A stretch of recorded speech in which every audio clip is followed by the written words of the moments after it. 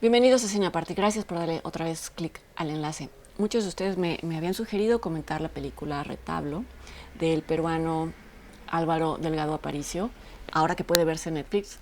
Llevaba tiempo queriendo hacerlo, queriendo comentarla, y sin embargo me frenaba el hecho de que no tuvo un estreno comercial en México en salas y no lo había tenido en línea, sino hasta hace unas pocas semanas. De hecho, lo había comentado en el programa Encuadre Iberoamericano a principios del año, cuando la película fue nominada a Mejor Ópera Prima en los premios BAFTA, lo cual suena curioso, en tanto son premios que se entregan a la producción de cine y de televisión británica, y sin embargo se explica por el hecho de que Delgado Aparicio es peruano, pero nació en Londres y su doble nacionalidad entonces le permitió ser nominado. Retablo es una película del año 2017. En ese año se estrenó en el Festival de Lima, después tuvo un recorrido en festivales alrededor del mundo y se hizo acreedora de una veintena de premios.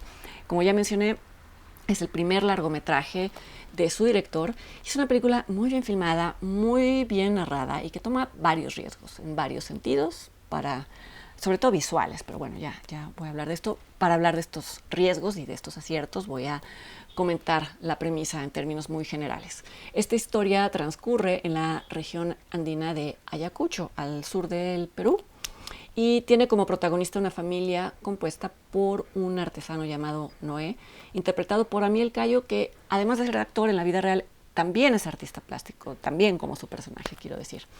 Está formada la familia también por su esposa Anatolia, interpretada por la conocida y reconocida actriz peruana Magalí Solier, y por el hijo de ambos, llamado Segundo.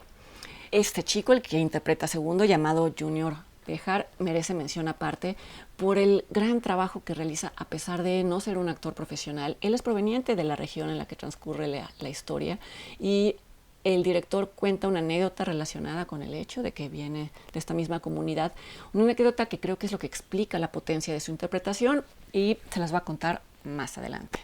Volviendo a la trama, Noé, el artesano, se dedica a la fabricación de retablos, que como se sabe son objetos de arte popular que, dependiendo de la región o del país en donde se fabriquen, tienen distintas formas y se hacen con distintos materiales. Ahora, los retablos de Ayacucho son muy famosos. Son reproducciones en miniatura de escenas, a veces religiosas, a veces cotidianas, contenidas dentro de cajas de madera con pequeñas figuras hechas de una pasta especial. Este es un arte que se transmite de generación en generación, muy celosamente de padres a hijos, y esto es importante tener en cuenta en relación con Retablo, ya que esto es lo que en principio explicaría el vínculo que existe entre Noé y su hijo Segundo. Digo en principio porque el vínculo familiar en sí mismo no sería suficiente para pasar o no la prueba que introduce el guión de Retablo. En algún momento ocurre algo que destruye la armonía familiar y que convierte a la familia en indeseable dentro de una comunidad que antes la respetaba. Esto que ocurre es el descubrimiento de un secreto en la vida de Noé, del artesano. No voy a revelar la naturaleza del secreto para que lo descubran en la película quienes no la han visto. Solo diré que no es un delito ni mucho menos, simplemente es algo que esa comunidad reprueba. Y es una comunidad que, como se ve en varias secuencias a lo largo del primer acto de la película, tiene ideas muy rígidas y muy opresivas sobre los roles de los hombres y de las mujeres. Los hombres celebran entre ellos conductas muy agresivas, hablan despectivamente de las mujeres, y entre ellos ejercen mucha presión de grupo para supuestamente probar su masculinidad, lo que sea que eso signifique.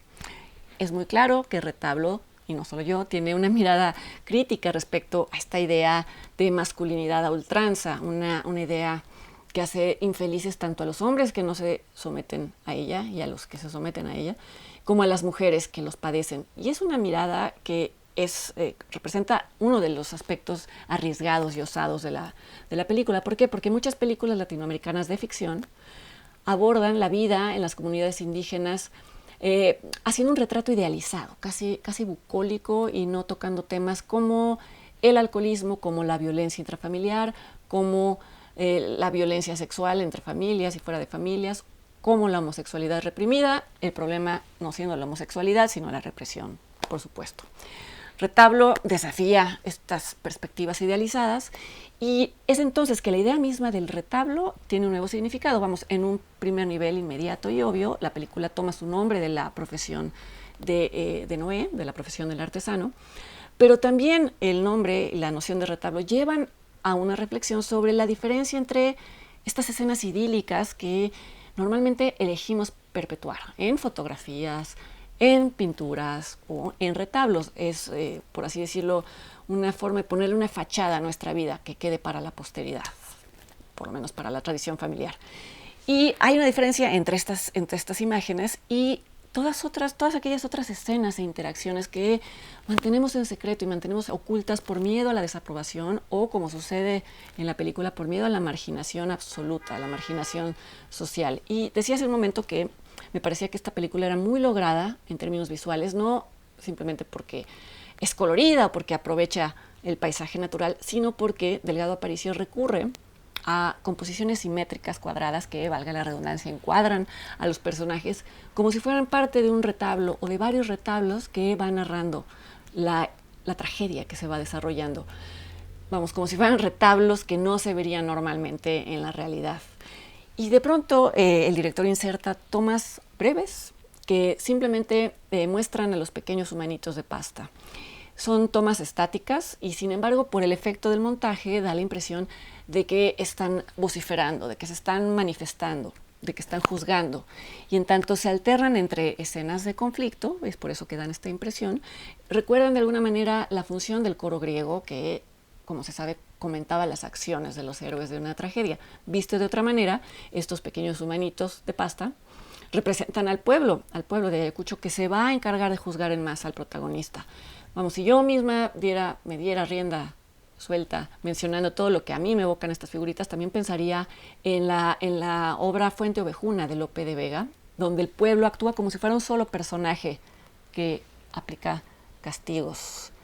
No en vano, o no es casualidad, creo que hay una escena en retablo, una secuencia, en donde se ve que los habitantes de Ayacucho azotan a un ladrón de vacas, lo tienen amarrado a un poste, es decir, están ejerciendo la justicia por mano propia, como sucede en Fuente Ovejuna. Y Noé observa esta escena, el artesano la observa con temor, como si anticipara o como si adivinara que, llegado el momento, él podría ser la víctima de esa masa furiosa.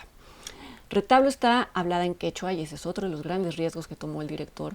Basta pensar en cuántas películas se filman, se hablan en inglés, a pesar de que su país de origen no se habla inglés en esos lugares, tan solo para lograr un mercado. Vamos, esto sería impensable en el caso de Retablo. Y sin embargo no está hablada ni siquiera en español, que abarcaría por lo menos el mercado latinoamericano de entrada. La idea original de Álvaro Delgado Aparicio fue filmarla en español, pero por sugerencia de la actriz Magali Solier, primero filmó una escena en quechua y se dio cuenta de que, al ser esta la lengua materna de los actores, se conectaban mucho más con las emociones de cada escena, y filmó toda la película en quechua. Ahora, el hecho de que la película haya obtenido premios en países en donde no se habla, por supuesto, no se habla quechua ni tampoco español, ni ninguno de estos idiomas que agrupan al mundo, creo que prueba que estos riesgos acaban representando ganancias mucho más importantes que las supuestas pérdidas, como la pérdida del mercado.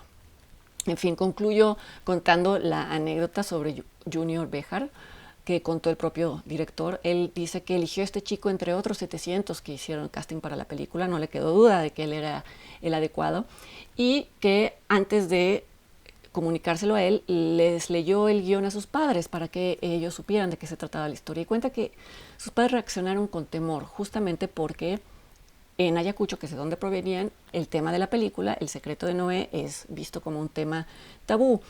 Entonces, ellos decidieron que mejor fuera el chico quien tomara la decisión de participar o no en la película, en tanto él iba a vivir con las consecuencias de haberlo hecho.